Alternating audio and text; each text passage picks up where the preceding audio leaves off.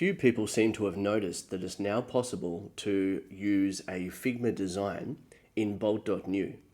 If you're not familiar with Figma, it's a tool that a lot of modern designers use to build user interfaces and have a great deal of control over the interface. What you can see on the screen is a large number of templates that cover all the different types of apps you could possibly be interested in creating. We're going to select one of these, which we're looking at now, to use as a dashboard interface. Someone's gone to the effort to create this template for us and make it freely available. We can examine it and understand what the content of the design is before opening it up.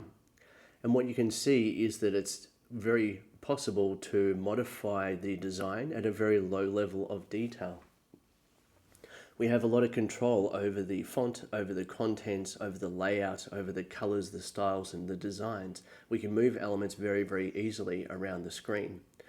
This gives us a great deal of control when creating user interfaces to get the exact right look and feel that we want. If we are working with stakeholders or a client, we can ensure that we've got the design correct first before even sending it off to Bolt or any of the other apps. And it means that we spend much less time and much less tokens trying to iterate on the design to get it the way we want. And so you can see that we can change pretty much any aspect of the user interface just by typing it in. This costs us nothing except our time. This is a brilliant way of having a great deal of control over the layout.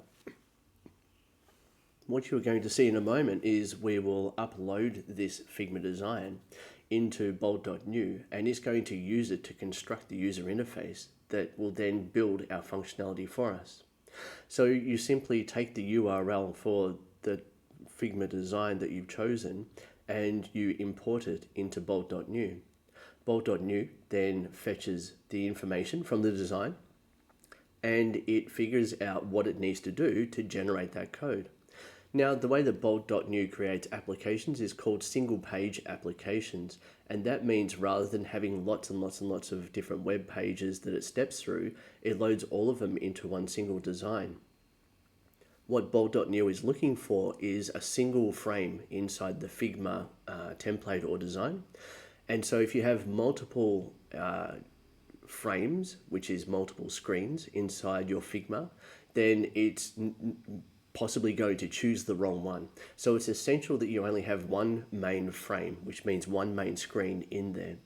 There's different ways of then adding additional screens, but what we really want to do is give Bolt.New the initial design so it knows what to build.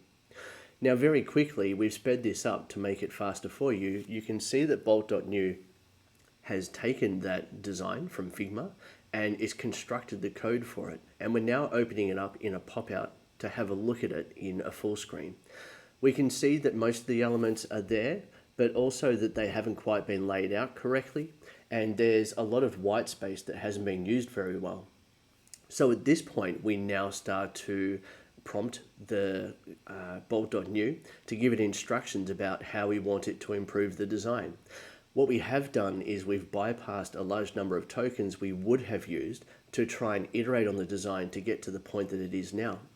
So we've managed to apply a great deal of design and control to the user interface, which is very new and unrivaled for these kinds of tools.